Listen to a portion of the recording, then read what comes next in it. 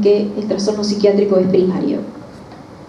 Muy bien, y ya entramos al tratamiento, y para acabar, entonces, ¿cuándo decidimos hospitalizar a un paciente, ¿no? El tratamiento va a constar de 3 cosas: lo hospitalizamos, o es una atención ambulatoria, le damos psicofármacos o no le damos, si va a recibir o no psicoterapia, y hay también la terapia electroconvulsiva y otros tratamientos que se están en investigación para ver su efectividad, ¿no? Entonces, primero, ¿cómo decidimos si hospitalizamos o no a paciente, a alguien con depresión? Entonces, si vemos que este paciente tiene un riesgo suicida activo, ¿no? Y para esto, como hemos visto, tenemos que preguntar sobre esto. Si sospechamos que alguien está teniendo síntomas depresivos, sí o sí, no se nos puede pasar preguntarle por las ideas de suicidio, ¿ya? Entonces, si vemos que tiene unas ideas suicidas activas, ¿a qué me refiero con activas? Que tengan un plan específico, ¿no? Que en ese momento de la entrevista esta persona esté pensando en que va a matarse. Entonces, es una indicación de hospitalización, de internamiento, por lo menos que esté en observación, ¿no? No podemos darle de alta. Y esto no sucede en la vida real. Cuando vienen a la emergencia y nos mandan interconsultas, a veces les dan de alta en cuanto les hacen el lavado gástrico, bueno, todas las intervenciones que hay que hacer primero, ¿no? Para salvarle la vida a esta persona. Y como ellos vieron de que no, pues con 10 pastillas no se va a morir, no, quiso llamar la atención y les dan de alta los médicos, ¿no? Y luego viene este mismo paciente con una lesión mucho más severa porque volvió a intentar matarse, ¿no? Entonces, antes de dar de alta a un paciente con un intento suicida o un gesto suicida, tienen que evaluar el riesgo suicida activo o no, y ahí recién deciden si le dan de alta o no, ¿ya? Evaluar también el riesgo homicida, como les había dicho. Si esta depresión es severa, va a tener síntomas psicóticos, y estos síntomas psicóticos pueden ser las alucinaciones auditivas. Y si estas alucinaciones le están diciendo mátate, mata a tu hijo, mata a tu hermana, a tu madre, necesitamos tratar estos síntomas psicóticos y tenemos que prevenir que suceda esto, ¿no? Así que va a estar en observación o lo podemos internar. Si hay ruptura con los medios de soporte, es decir, si no tiene soporte familiar, social, ¿no? Y encima está con un riesgo suicida activo, obviamente no le vamos a dar de alta, ¿no? Entonces tenemos que primero hacer el llamado a ubicación, al asistente social que se encargue de la ubicación de los familiares. Esta persona, si decidimos darle de alta, tenemos que estar seguros de que se está yendo, primero que su ideación suicida ya no se activa, ¿no? Y otro, de que tenga un soporte en la familia, ¿no? A veces no es su familiar, a veces es su pareja, a veces es su amigo, su amiga, en fin. Y bueno, otros síntomas que atenten contra su vida. Por ejemplo, si esto está asociado a alguna delusión de tipo nihilista en la que el paciente cree que se va a morir y por eso ya no come, ya está con psicosis, ¿no? Eso es un síntoma psicótico. Ya no come, entonces esto es un riesgo también y no puede ir a casa, ¿no? Hay que internarlo hasta disminuir estos síntomas psicóticos y ya puede ir a casa, ¿no? El otro tratamiento es lo farmacológico. Creo que hoy día han tenido su seminario sobre psicofármacos, sobre antidepresivos, ¿no? Así que por lo menos tienen una idea de lo que voy a hablar ahora. Entonces, el tratamiento de la depresión, hay un grupo de psicofármacos que son los antidepresivos, que han demostrado buena efectividad, pero como les había dicho, incluso usando de buena forma el medicamento, de manera adecuada y durante el tiempo necesario, hay un 30% que no va a responder al tratamiento. Entonces, a estas alturas ya se han desarrollado varios psicofármacos, ¿ya? Se cuenta con una gama de psicofármacos para poderlos elegir dependiendo de los efectos adversos que produce cada uno, dependiendo de las comorbilidades de la persona, ¿no? Porque los estudios han demostrado que todos estos psicofármacos tienen la misma efectividad, o sea, ninguno es mejor que otro. La fluoxetina no es mejor que la sertralina, ni la sertralina es mejor que la venlafaxina, que la amitriptilina, no, todas tienen la misma efectividad. Los metaanálisis que se han hecho han demostrado esto. Entonces, ¿en qué nos basamos entre si elegimos uno y otro? Nos basamos en los efectos adversos, porque cada uno, dependiendo en qué receptor va a actuar, va a tener ciertos efectos adversos, ¿no? Por ejemplo, la amitriptilina, un antidepresivo tricíclico, actúa en los receptores colinérgicos, por ejemplo. Entonces, si lo usamos en un paciente con, digamos, con un edema agudo sí, con un edema agudo, pulmón, en una enfermedad coronaria, en un paciente con síntomas demenciales, ¿sería oportuno usarlos? La amitriptilina.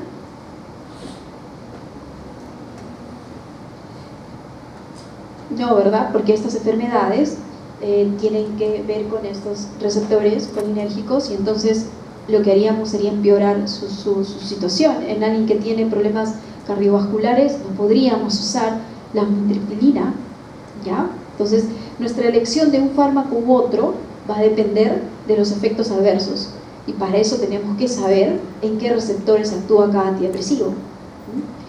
Entonces, por ejemplo, la moclobemida, que es un inhibidor de la monooxidasa, es muy, por ejemplo, peligroso usarla junto al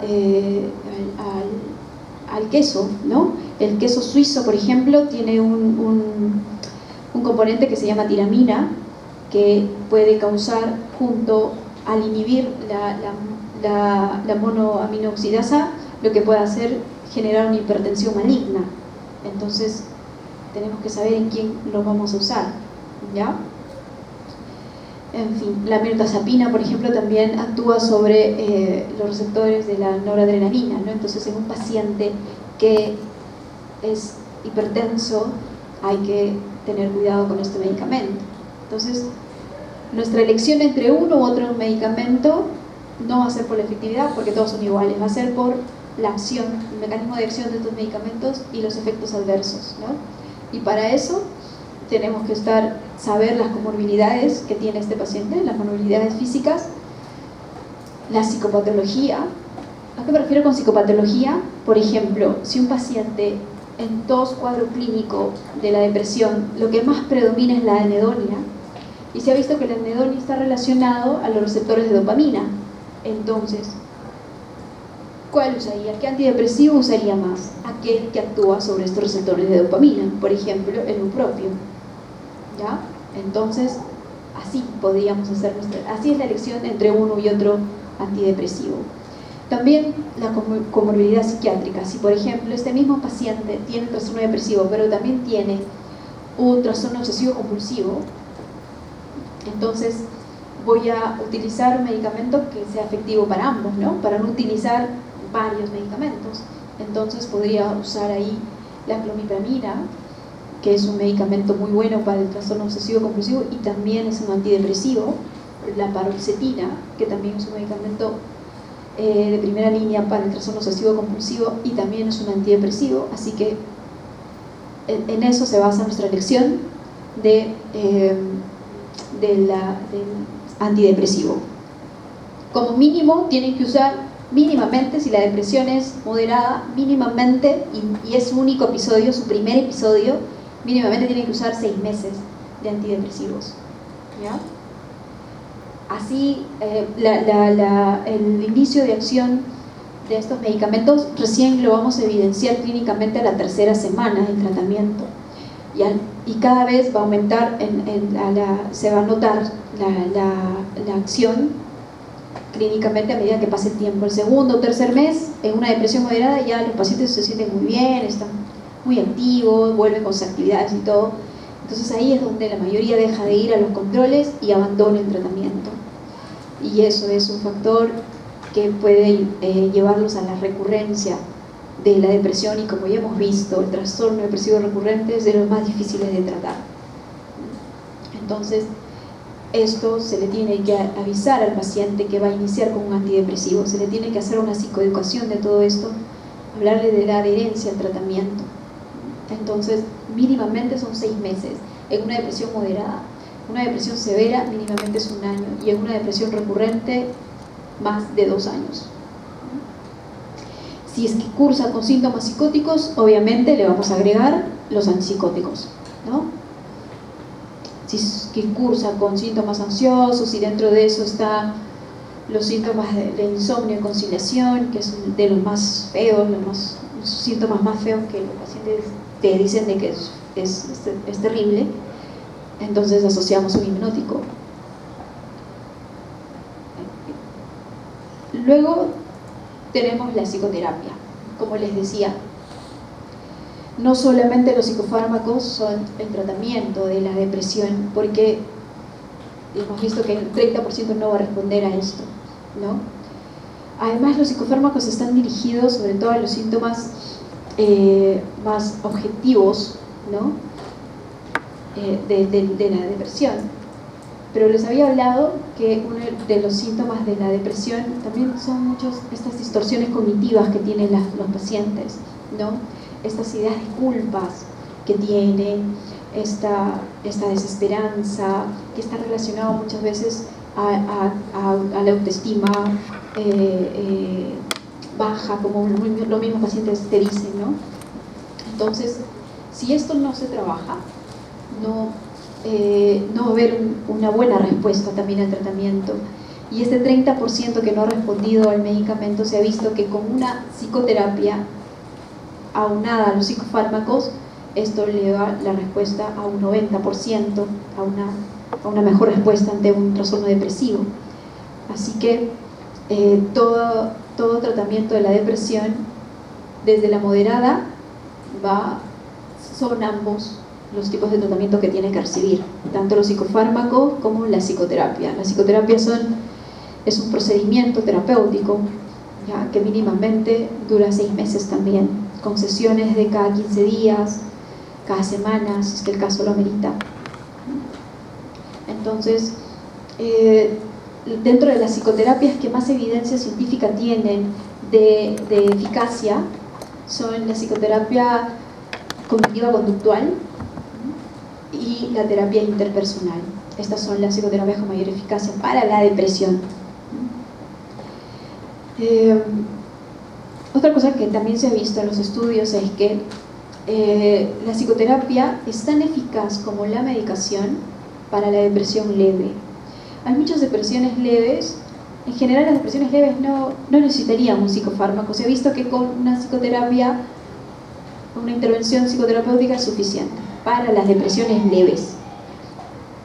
Es por eso que cualquier médico que detecte síntomas depresivos y ve que es leve, inmediatamente le puede enviar a un psicoterapeuta, ¿no?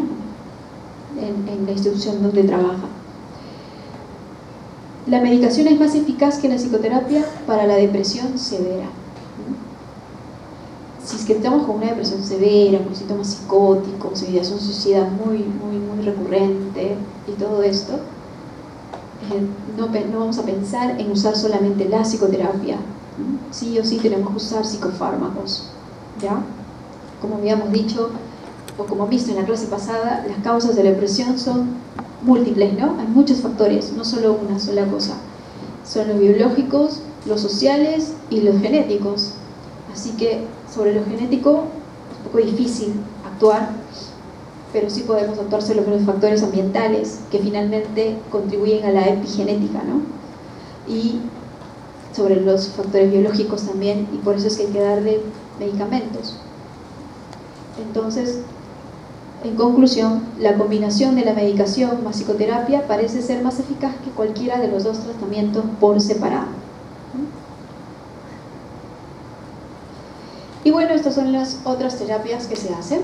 La terapia electroconvulsiva, ¿han visto alguna vez esto? En películas, no sé. Casi en la mayoría de películas que tienen temas psiquiátricos ponen la terapia electroconvulsiva como algo fatal, horrible, ¿no? Y que bueno, en sus inicios sí era pues muy feo, no se tomaban todos los cuidados que ahora se toman, ¿no? Pero lo cierto es que seguimos usando la terapia electroconvulsiva, ¿ya? Y claro, ya los aparatos son más modernos, ¿no?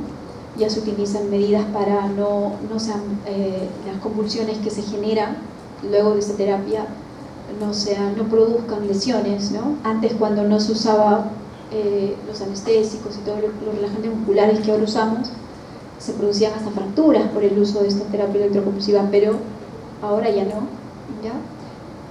Incluso es la terapia electroconvulsiva, según muchos estudios, es la que tiene menos efectos adversos que los psicofármacos. Así que en algunos casos va a ser el tratamiento de primera línea. Por ejemplo, en gestantes, ¿ya? En una gestante con una depresión severa y con síntomas psicóticos, el tratamiento de primera elección es la terapia electroconvulsiva. No son los psicofármacos ni psicoterapia. ¿Por qué no le daríamos psicofármacos? Porque está embarazada, ¿no? Y los psicofármacos tienen muchos efectos adversos. Y eso es otra cosa que también tenemos que tener cuidado con nuestras pacientes. Hay que estar muy pendientes de si están en embarazo o no, ¿no? Y hacerles la psicoeducación de que si piensan quedar embarazadas, nos avisen para irle retirando el medicamento. Porque la mayoría de psicofármacos tiene efectos teratogénicos importantes. Entonces, en una embarazada con síntomas psicóticos, una depresión severa, el tratamiento de primera elección es la terapia electroconvulsiva, ¿no? Y es muy eficaz, muy eficiente.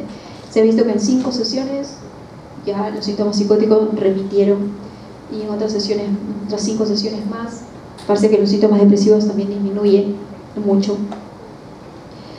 Y bueno, los otros tratamientos que se están viendo y se están estudiando su efectividad todavía, pero que algunos lo están utilizando, es la estimulación del nervio vago y la estimulación magnética transcraneal, que por ejemplo se usa para otros tratamientos como la enfermedad de Parkinson y todo, pero se ha visto que si se utiliza con otras frecuencias, de otras ondas y todo esto, puede también tener efectos en algunos síntomas depresivos, como es la anedonia, sobre todo, y el enlentecimiento psicomotor. Entonces, todavía esto está se necesitan muchos estudios más que avalen su efectividad, ¿no? Pero ya se están haciendo uso en algunas clínicas, de acá en Perú incluso. Muy bien, bueno, estas son algunas fuentes que pueden revisar, que van a detallar más de todo lo que he hablado. Entonces, me gustaría ahora que me iría tranquila, sabiendo que por lo menos los que están aquí presentes reconozcan algunos síntomas depresivos, y les dimos al inicio unas hojas, ¿no? Que era una carta de este fallecido cantante Kurt Cobain, que escribe antes de su suicidio.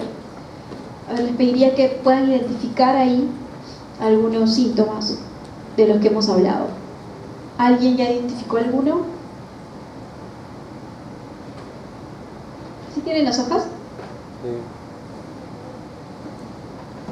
¿Tú tienes la hoja? ¿No? ¿Y quiénes tienen la hoja?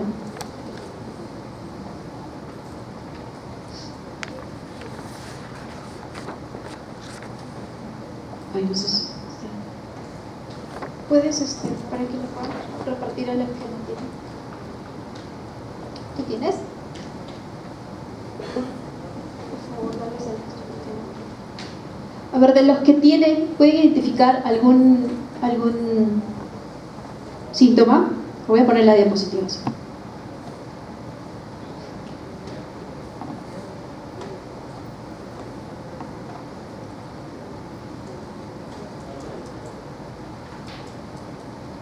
Esta es la carta, es un extracto de la carta que dejó Kurt Cobain antes de que cometa el suicidio, ¿no?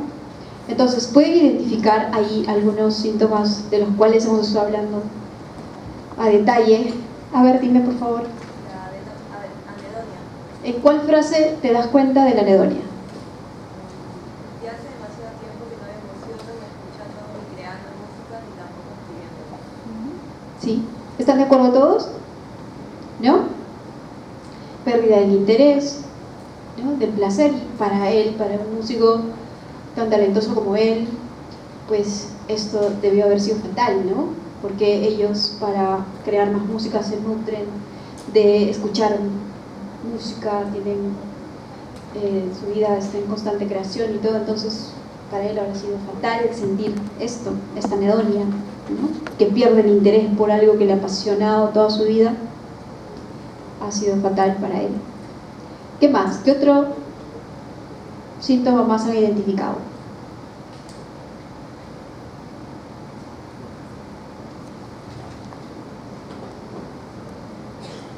¿Alguien más?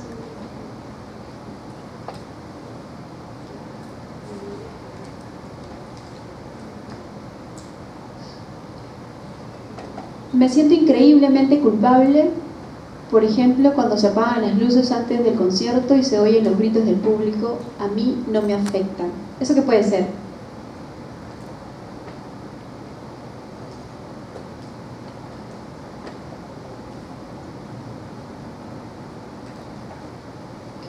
Puede ser parte de la anedonia, ¿no? Que él ya estaba sintiendo. ¿O qué más? ¿Qué más puede ser? Estas ideas de culpa que constantemente él tenía, él sentía culpable por cómo se sentía, ¿no? Y como les había dicho, en las personas deprimidas, la idea de culpa es extrema, es excesiva o es inapropiada.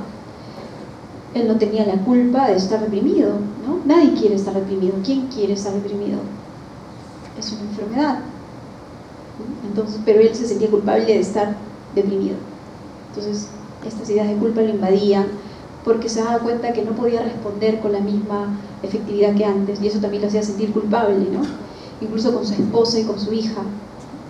Él decía, no soy el padre que quisiera ser para ti, ¿no? Entonces se sentía culpable con esto, y así eran sus constantes rumiaciones, culpas y culpas y culpas y más culpas, ¿no? ¿Qué más? ¿Alguna cosa que les haya llamado la atención de esta carta y que digan, tal vez estuvo pasando por algún síntoma depresivo? ¿Qué más? ¿Qué frase más les llama la atención?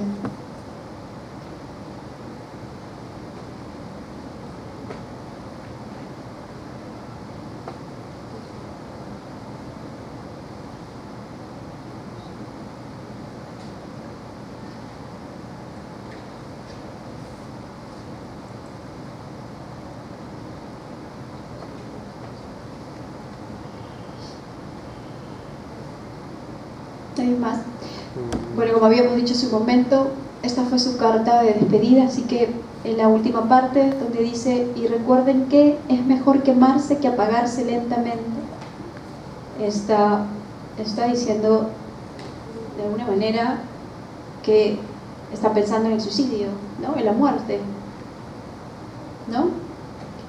En la muerte como una opción. No sé si necesariamente un suicidio, pero en la muerte sí, ¿no?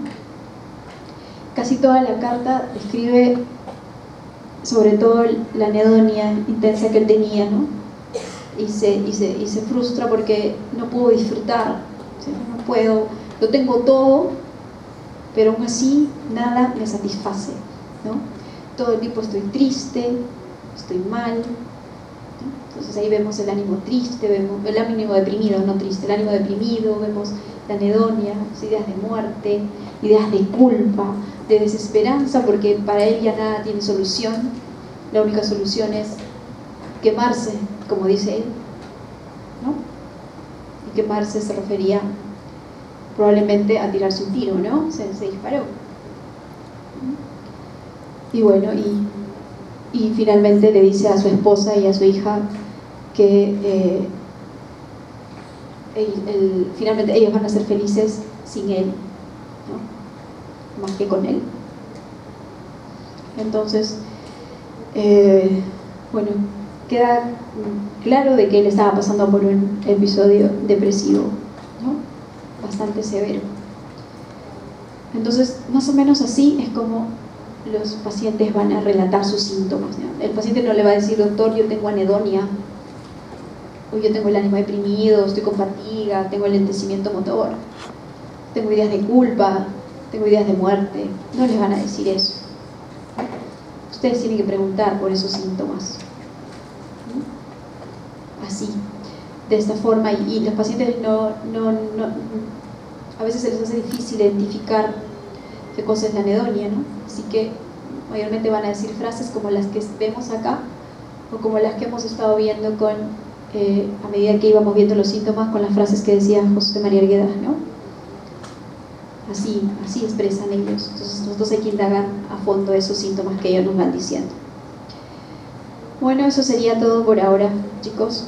Espero que lo practiquen desde ahora, se acuerden de esto, porque esto lo van a ver en su entorno como médicos y también en el entorno social, ¿no? Acá mismo en la universidad. Gracias, esto es todo.